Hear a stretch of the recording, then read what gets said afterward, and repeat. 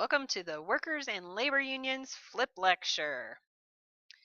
So we've talked a lot about industrialization and the concentration of wealth. By the 1890s, the richest 10% of the population controlled 90% of the wealth. So you're starting to see the one percenters develop.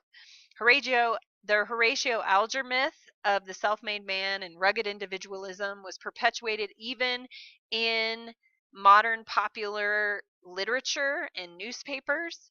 Men who would pull themselves up by their bootstraps and, achieve the American dream. But this reality really was very much a myth, and that there were very few opportunities for upward mobility. Success in the United States was limited to white Anglo-Saxon Protestant men who came from upper middle class background whose father was business and banking. That meant you could move into that 10%. Otherwise, best of luck to you.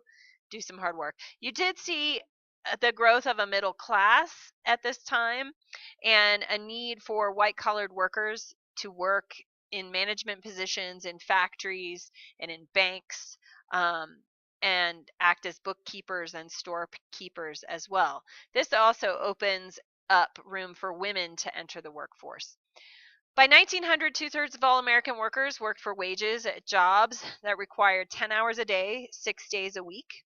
The largest supply of workers in the United States were low-skilled, low-paid immigrants. Real wages increased during the 19th century, but most people still couldn't feed a family on one income, and so husbands and wives worked, and children were sent to work. You had unsafe working conditions. Steel mills required 7 days a week. Seamstresses worked for 12 or more hours a day, 6 days a week. No one was entitled to vacation, sick leave, unemployment compensation, or reimbursement for injuries suffered on the job. If you got your hand caught in a spinning machine in a textile mill, that's too bad for you. You're going to have to pay the consequences and the bills for that. In 1882, the average of 675 laborers were killed. That's the average in work-related accidents each week. Let that sink in. 675 on average each week. That's crazy. Over 52 weeks, that's thousands of people. Wages were so low that everyone in a house had to work to make enough money to eat. Between 1890 and 1910, the number of women working for wages doubled from 4 to 8 million. 20% of the boys and 10% of girls under the age of 15 held full-time jobs. You would have been working since you were about 8 or 9. All of you. Most of you would not have been in school. 1 out of 5 women in the 1900 worked outside the home. This girl right here just looks awesomely upset. Like, don't make her mad. Most were young and single. Factory work for women was an extension of their role at home. They usually worked in textile mills and garment mills or food industries. There were some clerical positions open to women, and you did start to see women entering colleges more frequently and getting higher levels of education. And with the feminization of professions, you also lose status, and that results in lower wages. For example, teaching and nursing became almost exclusively women's positions, and because women filled those jobs, and there weren't a lot of women's rights, you could pay them less. Here you have women working in, I think, a cigarette factory, rolling cigarettes. Factory workers were semi-skilled. You didn't have to know a job from beginning to end. You had poor working conditions and the tyranny of the clock. There was the invention of steam whistles to set a regular schedule. People worked with dangerous chemicals and pollutants and equipment that caused death. And in fact, there's a great book called The Radioactive Boy Scout that talks about the history of America's love with all things nuclear. And back in the late 1800s, early 1900s, women worked in watch factories, and they were painting the dials of the watches with glow-in-the-dark paint. Well, it happens that that glow-in-the-dark paint was radioactive, and the women would be licking the paintbrushes to get the superfine point on them to make sure that they didn't like color out of the lines. So imagine that, women licking radioactive materials, high levels of cancer, etc. Workplaces were unstable, people were highly mobile, you would get fired, you would quit, lots of transition because of working conditions. So it was also very difficult for labor unions to form and lobby for changes. You had a surplus of cheap labor, as unions tried to form, strikers could easily be replaced with non-union workers who were willing to work, sometimes even for less.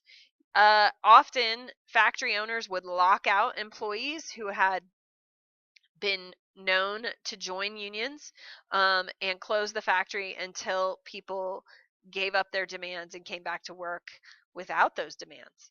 Blacklists were circulated among employers, and if it was found that you were worked for a union or were part of a union at another shop and left that job and went to another, you would not be employed by another employer. Workers were forced to sign contracts saying they would not join a union. Often corporations, business owners would hire private guards and militias to violently put down strikes, and then finally ask for the government in the form of the courts to force employees to return to work. In 1877, during an economic depression, railroad companies cut wages to reduce costs. And as a result, a strike spreads in the railroad industry, and it goes across 11 states, and 2/3 of the nation's railroad track gets shut down. As a result of this, other workers join this fight, and Rutherford B. Hayes, the president at the time, actually had to send in federal troops to end the violence between striking workers and business owners. Some workers managed to get employers to give in to some of their concessions, while others took an even stronger union busting stance. The National Labor Union was one of the unions that attempted to organize all workers, regardless of what industry they worked in. They called for an 8-hour workday and higher wages, and they also encouraged broader social programs and social reforms such as equal rights and monetary reform. You had the Knights of Labor, which was a secret society that was also open to all workers. It was attempting to ban child labor, create worker co-ops where workers owned industries, and end trusts and monopolies. It grew rapidly in the 1880s until the Haymarket Strike, and then anarchists got involved in that strike. A bomb was exploded, police officers died, and they sort of fizzled out as a result of a perception among the nation that they were infiltrated by anarchists. So here you have the founder of the Knights of Labor. So the Haymarket Strike occurred in Chicago and was led by the Knights of Labor during the May Day labor movement, which called for a general strike. And you got to put this in a global context. This is the era of industrialization globally. Europe is having the same issues. And in fact, Karl Marx writes his Communist Manifesto calling for the proletariat workers to rise up against the bourgeoisie, the owners, and create a communist system. That was very scary to capitalists in both Europe and the United States. At the same time, you also have anarchists that are just wanting to stir the pot to stir the pot. These strikers organized a public meeting in the Haymarket Square, and as police tried to break up the gathering, someone threw a bomb and 7 police officers were killed. 8 anarchist leaders were tried and convicted and sentenced to death. And as a result, many Americans who were maybe on the fence about labor unions decided that the labor movement was radical and violent and should have been avoided. So here you have the police officers and the illustrations that appeared in the paper of the Haymarket bombing.